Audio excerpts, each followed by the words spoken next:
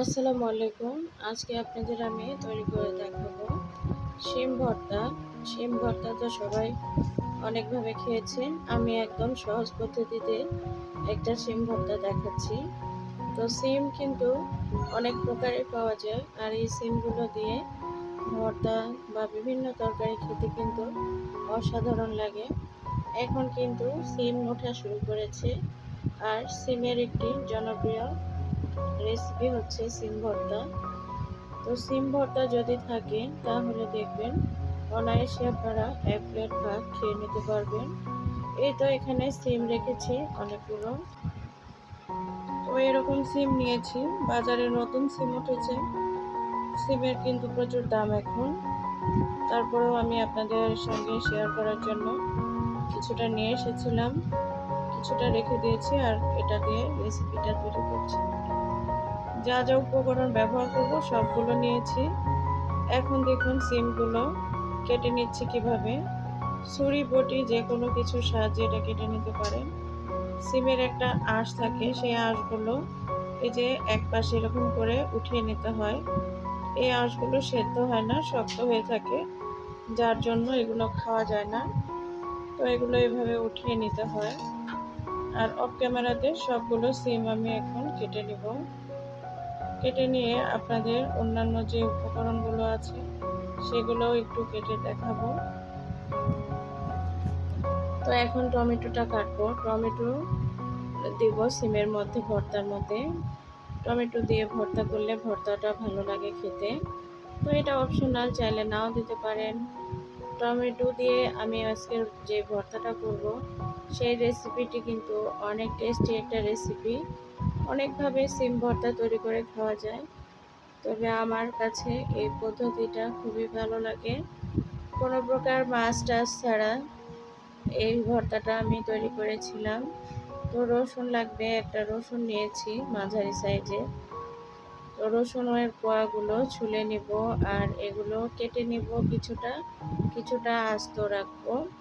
কিছুটা সেদ্ধ করে নিয়ে আমি ব্যবহার করব, আর কিছুটা একদম কুচায় নিব, সেটা পরবর্তীতে ফ্রাই করে তারপর সেটা দিব। এই যে এরকম করে নিব, আবার কিছুটা আস্ত রেখে দিব।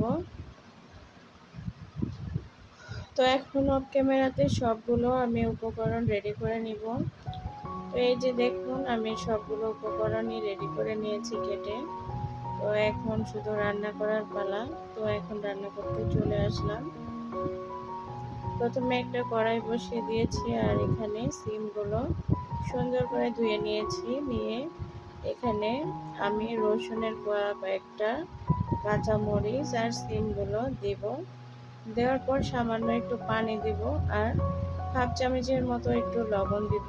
দিয়ে পানিটা এখনো গরম হয়নি, এর জন্য হাত দিয়ে দিলাম। আর ঢাকনা দিয়ে ঢেকে এটাকে জাল করে নেব পানিটা শুকিয়ে নেওয়া পর্যন্ত। এই যে দেখুন পানিটা শুকিয়ে গিয়েছে। এখন বেশ কিছু সরিষার তেল এখানে ব্যবহার করব। পরবর্তীতে কিন্তু আরও সরিষার তেল ব্যবহার করেছিলাম, যেটা দেখাতে পারিনি। তো এখন সিমগুলোকে আমি এভাবে 3-4 মিনিট সময় ধরে ফ্রাই করে নেব।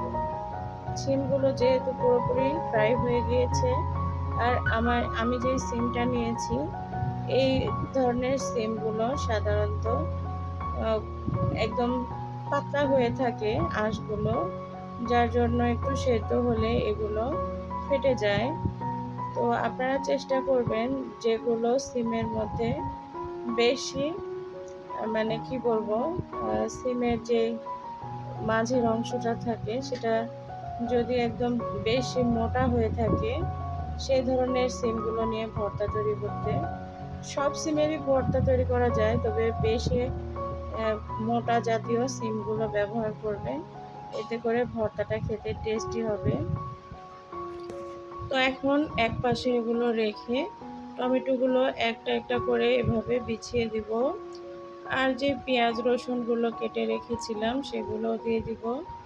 কয়েকটা শুকনা মরিচ দিয়ে দিব। যদিও অনেকগুলো কাঁচা মরিচ দিয়েছি, তারপরও কয়েকটা শুকনা মরিচ এখানে আমি ব্যবহার করছি আজকে। তো আপনারা চাইলে কাঁচা মরিচ দিয়েই ভর্তাটা তৈরি করতে পারেন, আবার কেউ চাইলে শুকনো মরিচ দিয়েও ভর্তাটা তৈরি করতে পারেন। এখন ওই তো আর কি, এখন এভাবেই নেড়েচেড়ে সুন্দর করে ফ্রাই করে নিব।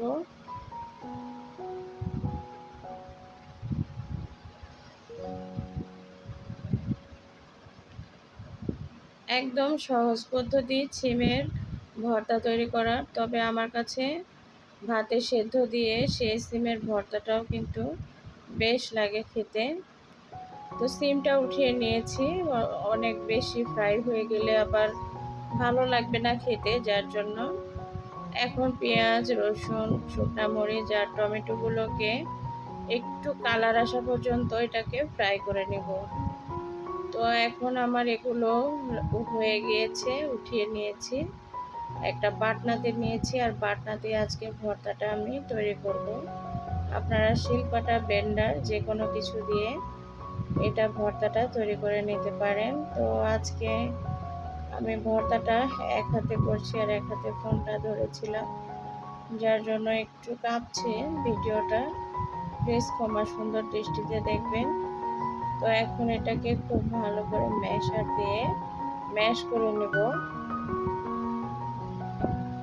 তো অফ ক্যামেরাতে কিন্তু এটা আমি খুব সুন্দর মতো ম্যাশ করে নিয়েছিলাম। তো এক হাতে ফোন ছিল, যার জন্য একটু কাঁপছে। তো এখন যতটা সম্ভব চেষ্টা করছি আপনাদের দেখানোর।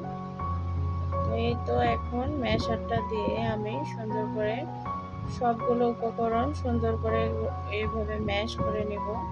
টমেটোগুলো কিন্তু খুব সফট, দ্রুত হয়ে গিয়েছে, কারণ টমেটো ফ্রাই করলে দ্রুত এগুলো ফ্রাই হয়ে যায়। আর টমেটোগুলোকে আমি এখানে সুন্দর করে ম্যাশ করে নিয়েছি সবগুলো উপকরণের সঙ্গে। এখন পেঁয়াজটা কিছুটা ডলে এখানে আমি মেখে নেব ভর্তার সঙ্গে। এখানে আমি এক্সট্রা সরিষার তেল আপাতত দিচ্ছি না, কারণ সরিষার তেল অনেকগুলো দিয়ে আমি সবগুলো উপকরণ ফ্রাই করে নিয়েছিলাম। তো অতিরিক্ত তেল হয়ে যাবে, যার কারণে এ পর্যায়ে আমি কোনো তেল দিচ্ছি না, পরবর্তীতে দেখাচ্ছি কখন দেব। তো এখন খুব সুন্দর করে এটা মেখে নিতে হবে হাতে। চাইলে আপনারা গ্লাভস পরেও এই কাজটা করতে পারেন। তো আমার কাছে হাতে কমফোর্ট লাগে, যার জন্য এভাবে করে নিলাম। তো এই যে আমার ভর্তাটা একদম রেডি। তো দেখুন, এই যে আমি উপর থেকে কিছুটা পরিবেশনের সময় দেখানোর জন্য, মানে সৌন্দর্যটা বাড়ানোর জন্য সরিষার তেলটা দিয়ে দিলাম। তো আর আমার ভর্তাটা একদম রেডি হয়ে গেল। আপনারা যদি ব্লেন্ডারে এই ভর্তাটা ব্লেন্ড করেন বা শিলপাটাতে ভর্তাটা করেন, তাহলে কিন্তু একদম ফিনিশ হয়ে যাবে, সুন্দর দেখাবে। তো ভালো